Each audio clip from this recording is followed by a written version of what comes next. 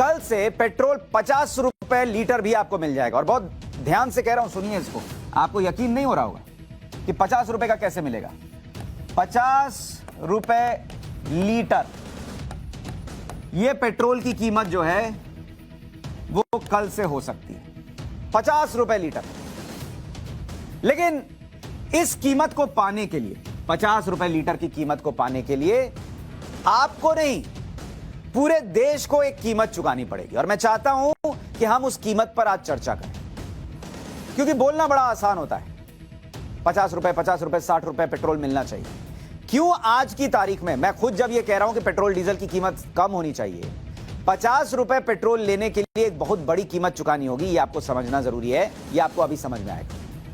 आज इसका पूरा चैप्टर खोल रहा हूं कि 50 रुपए लीटर पेट्रोल अगर लेना है तो क्या क्या चुकाना होगा। सबसे पहले आपको बताता हूं कि पेट्रोल डीजल से कितना कुल टैक्स सरकार के पास जा रहा है, क्योंकि जब तक इस रकम को आप नहीं जानेंगे आपको समझ में नहीं आएगा कि 100 रुपए मिल रहे पेट्रोल में से 50 रुपए निकाल लेने का मतलब आपकी जिंदगी पर क्या पड़ेगा। खुद वित्त मंत्री निर्मला सीतारमण ने पिछले साल दिसंबर में यह आंकड़ा दिया था, और उन्होंने कहा था, वित्त मंत्री का यह आंकड़ा है कि पिछले साल उन्होंने कहा कि 3 साल में, बीते 3 साल में केंद्र के पास पेट्रोल डीजल से, केंद्र और इसमें क्या शामिल है, पेट्रोल हो गया, डीजल हो गया, इससे जो टैक्स आ रहा है, इससे जो कमाई हो रही है, वो बीते 3 साल में 8 लाख करोड़ रुपए, 8 लाख करोड़ रुपए। और यह तब है जब इस बीते 3 साल में एक लंबा वक्त इस देश ने लॉकडाउन का भी झेला, जिसमें अर्थव्यवस्था चरमरा गई, और सिर्फ भारत की नहीं, दुनिया की चरमरा गई, दुनिया की हिल गई। भारत तो अब रॉकेट की तरह ऊपर जाएगा, लेकिन दुनिया आज भी स्ट्रगल कर रही है। उस संकट काल में जब सब कुछ बंद था, तब भी सरकार के पास आपके ऊपर खर्च करने के लिए कहीं से पैसा आ रहा था, तो वो ये पेट्रोल डीजल के टैक्स से आ रहा था, 8 लाख करोड़ रुपए। और इसमें साल 2020-21 में 2021 में कितना पैसा आया, 3,71,000 करोड़ रुपया आया पेट्रोल डीजल के टैक्स से। 1 लीटर पेट्रोल पर केंद्र का टैक्स और राज्य का टैक्स कितना है, यह भी आपको जल्दी से बता देता हूं।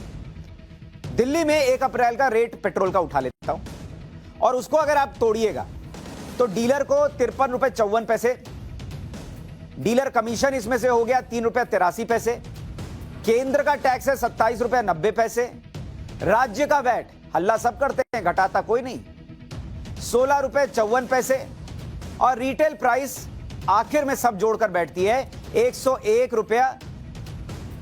1 अप्रैल का रेट है 101 रुपया 81 पैसा, ये 1 अप्रैल का रेट है। अब आप, और आज 105 रुपया हो गया। अब मैं आपको ये जो बता रहा हूं, इसमें 2 फैक्टर बड़े इंपॉर्टेंट हैं। एक तो केंद्र का टैक्स, केंद्र का टैक्स ये है आपका 27 रुपया 90 पैसा, 27.90 रुपीज पेट्रोल पर। और राज्य का टैक्स कितना है, राज्य कितना वसूल रहा है, ये है 16 रुपए 54 पैसे। और ये सिर्फ अभी आपको दिल्ली का बता रहा हूं, पूरे देश का नहीं बता रहा हूं। राज्य अपना वैट नहीं घटाते, ये 16 रुपए 54 पैसे, इसको घटाने में नरक हो जाता है लोगों का। लेकिन हंगामा ये होता है कि ये पूरा घटा दो, खत्म कर दो। बताऊंगा अभी उसकी कीमत क्या चुकानी पड़ती है। लेकिन मैं ये कह रहा हूं कि ये 2 फैक्टर ऐसे हैं कि इनको आप हटा दो। मान लो 28 रुपए इसको पकड़ो और 17 रुपया इसको पकड़ लो, तो सीधे सीधे 45 रुपया घट जाता है। अगर राज्य कह दे कि हम कोई पैसा नहीं लेंगे, टैक्स नहीं लेंगे, जाओ छोड़ दिया। केंद्र कह दे हम भी नहीं लेंगे, जाओ छोड़ दिया। तो अब आप सोचिए कि ये कैसे घटकर जो है वो आपका 45 रुपया जो है सीधे घट गया। 105 रुपया में से 45 रुपया घटा दीजिए तो सीधे सीधे 60 रुपए का हो गया। कहीं और सस्ता होगा, मान लीजिए वैट किसी बीजेपी शासित राज्य में घटाया गया तो वहां और सस्ता होगा, तो घटा दीजिए तो 50 रुपए पे आना जाएगा। लेकिन वो लेकिन लिखा था ना मैंने, अब उस लेकिन पर आते हैं। अगर पेट्रोल डीजल गैस समेत सभी पेट्रोलियम प्रोडक्ट्स पर टैक्स से केंद्र और राज्य दोनों की कमाई का आंकड़ा भी एक बार देख लें, तब उस लेकिन पर आने में थोड़ी आसानी हो। अब इसमें अगर आप जोड़ दें कि petrol plus diesel plus gas, इससे कमाई कितनी हो रही है, केंद्र की कमाई है कमाई बता रहा हूं आपको। ये केंद्र की कमाई बढ़ती है 4,55,000 करोड़ रुपए, इतना आता है इन तीनों से, गैस से, डीजल से, पेट्रोल से। और राज्य की कमाई है, राज्य वाले मुफ्त में नहीं है, वो भी पैसा लेते हैं, 2,17,000 करोड़ रुपए। इसमें दोनों में लाख जोड़ लीजिए, 2.73 लाख, यहां भी लाख करोड़। अगर पेट्रोल 50 रुपए लीटर या आज के रेट से 50 रुपए प्रति लीटर कम कर दिया जाए तो टैक्स से कमाई भी घटानी पड़ेगी, पूरी तरह से भूलना पड़ेगा। लेकिन क्या यह मुमकिन है?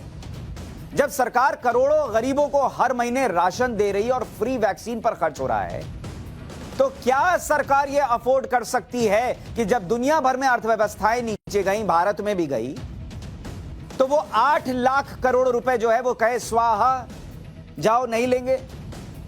नहीं लेंगे तो क्या होगा सुनिए। जैसे आपको बताता हूं, पीएम गरीब कल्याण योजना, पीएम गरीब कल्याण अन्न योजना, पीएम गरीब कल्याण अन्न योजना, जिसमें मुफ्त राशन दिया जा रहा है गरीब परिवारों को, उस पर अब तक का खर्च कितना आया है आपको पता है? 2,60,000 करोड़ रुपए। अब आप बताइए, 8 लाख करोड़ रुपए आपने कहा टैक्स पे छोड़ दो, हमको 50 रुपया पेट्रोल दे दो। ये 2,60,000 करोड़ रुपए जो खर्च हुए गरीबों के घर में राशन पहुंचाने में, कि उसको चिंता न करनी पड़े कि मेरा बच्चा कुछ खा के सोएगा या नहीं, वो पैसा कहां से आएगा? और ये 6 महीने योजना और बढ़ाई गई है, 6 महीने एक्सटेंशन दिया गया, उसमें कितना खर्च होगा? 80,000 करोड़ रुपए, यानी 3 लाख, दोनों को मिला दीजिए तो 3,40,000 करोड़ रुपए सिर्फ और सिर्फ खर्च हो रहे हैं किसमें? किस देश में कोई भूखा ना सो सके। भाई पेट्रोल 50 रुपए का हो जाएगा तो पेट्रोल पी के थोड़ी सोइएगा, खाना तो दाल चावल ही पड़ेगा, रोटी ही खाइएगा, पेट्रोल पी के थोड़ी सोइएगा। और जिस गरीब को खाना मिल रहा है वो तो बेचारा पेट्रोल इस्तेमाल भी नहीं कर सकता, डीजल भी नहीं कर सकता, बाइक और गाड़ी से थोड़ी चलता है। हाँ, हो सकता है ठीक है खेत में काम करता होगा, खेत, इसमें से कई लोग जो है वो खेत में काम करने वाले भी नहीं है, या हो सकता है लेबर होंगे ज्यादा से ज्यादा। ये योजना गरीब को मुफ्त राशन देने की अप्रैल 2020 में शुरू हुई थी, सितंबर 2022 तक चली, और इसमें 80 करोड़ लोगों को 5 किलो गेहूं, चावल प्रति महीने प्रति व्यक्ति मिल रहा है। 80 करोड़ लोगों को मिल रहा है। और लोगों ने क्या कहा है पता है? जब हम लोग इलेक्शन कवर कर रहे थे तो लोग जब कहते थे कि भाई फ्री राशन मिला है, जिसको बड़ा फैक्टर माना गया बीजेपी की जीत के पीछे, वो लोग कहते थे पकड़ पकड़ कर राशन दिया गया कि कोई भूखा ना रह जाए, कहीं कोई धांधली ना हो जाए। अब आप सोचेंगे कि राशन में मान लीजिए 3.5 लाख करोड़ खर्च हो गए, अब मुझे 50 रुपया पेट्रोल मिलने लग जाए तो मेरा कितना बचेगा? मतलब मेरा इससे क्या काम चल जाएगा कि अगर ये राशन ना भी मिले तो वो पैसा बचाकर मैं उधर राशन में लगा लूं? बहुत सही सवाल है, इस पे भी थोड़ी चर्चा कर लेते हैं कि क्या ये पैसा 3.5 लाख करोड़ गरीब को खाना खिलाने के बजाय सीधे उसके जेब में डाल दें, पेट्रोल पे टैक्स ना लें, तो क्या होगा? तो एक अनुमान लगाते हैं कि अगर डेली एक आदमी बाइक से चल रहा है और 20 किलोमीटर की दूरी पर उसका ऑफिस है, या 20 किलोमीटर आता जाता है, तो 20 किलोमीटर जाता है और 20 किलोमीटर आता है, मान लीजिए एक एवरेज निकाल रहे हैं कि इतना उसका कंजम्पशन है, इतनी गाड़ी चलाता है, यानी कुल 40 किलोमीटर का रोज का ट्रैवल है उसका, एवरेज मान रहा हूं, कुछ लोग ज्यादा चलाते होंगे। तो पेट्रोल की औसत खपत अगर इसका कैलकुलेशन करने बैठे तो बाइक चलाने वाला हर महीने करीब करीब 25 लीटर पेट्रोल और कार चलाने वाला हर महीने 80 लीटर पेट्रोल औसत इस्तेमाल करेगा। 40 किलोमीटर की अगर दूरी वो यूज करता, अगर 50 किलोमीटर चला गया थोड़ा सा और बढ़ा लीजिए। लेकिन देश के ज्यादातर गांव में, छोटे शहरों में 40 किलोमीटर की दूरी काफी है। दिल्ली में आज के रेट के हिसाब से 800 रुपए कुछ लोगों के लिए बहुत सामान्य बात होगी, गाड़ी वालों के लिए तो और भी सामान्य बात होगी, लेकिन कुछ लोगों के लिए बहुत भारी भी होगी। सब लोगों के लिए 800 रुपए हल्की चीज नहीं होती, भारी चीज भी होती है। लेकिन ये वो खर्च है जो कष्ट करके अभी मैनेज किया जा सकता है। लेकिन गरीब क्या करेगा मुझे ये बताइए, जिनके पास खाने के लिए नहीं है, वैक्सीनेशन फ्री में हो रहा है, वो कोरोना से लड़ाई लड़ने के लिए वैक्सीन के लिए पैसा नहीं जुटा सकता। वो पैसा अगर सरकार भर रही है तो आसमान से पैसा नहीं गिर रहा बॉस। आप 800 रुपया बचाएंगे, आप 500 रुपया बचाएंगे, वो गरीब वो 500 रुपया भी कहां से लाएगा? सोचे हैं कभी? और ये सोचने के लिए नहीं बोलता अगर ये कोरोना का संकट काल नहीं होता। और ये मैं नहीं कह रहा हूं, कैसे कोरोना काल में पीएम गरीब कल्याण अन्न योजना ने भारत में गरीबी को चरम पर पहुंचने से रोक लिया, इसके बारे में खुद इंटरनेशनल मॉनेटरी फंड की एक लेटेस्ट रिपोर्ट में तारीफ की गई है भारत की और नरेंद्र मोदी सरकार की। आईएमएफ की रिपोर्ट में कहा गया है कि 2019 में भारत में अत्यधिक गरीबी 1% से कम रही। इसमें वो लोग शामिल थे जिनकी खर्च करने की क्षमता रोजाना 125 रुपए से कम थी। 2020 में कोरोना के दौरान भी अत्यधिक गरीबी का स्तर नहीं बढ़ा भारत में। प्रधानमंत्री गरीब कल्याण अन्न योजना अत्यधिक गरीबी के स्तर में किसी भी वृद्धि को रोकने में काफी अहम रही। कोरोना काल में लोगों की आय का जरिया छिन जाने की वजह से गरीबी में होने वाली बढ़ोतरी पर लगाम लग गई।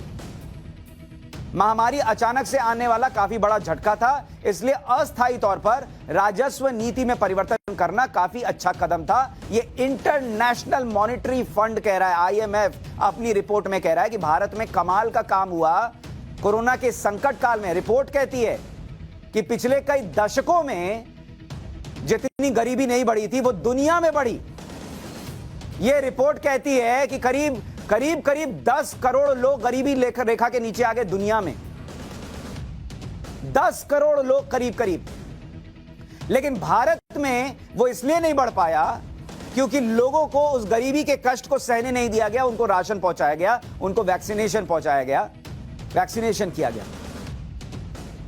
अब आप सोचिए, कोरोना के संकट काल में अगर पेट्रोल 50 रुपए का होता तो क्या यह देश उसे सह पाता?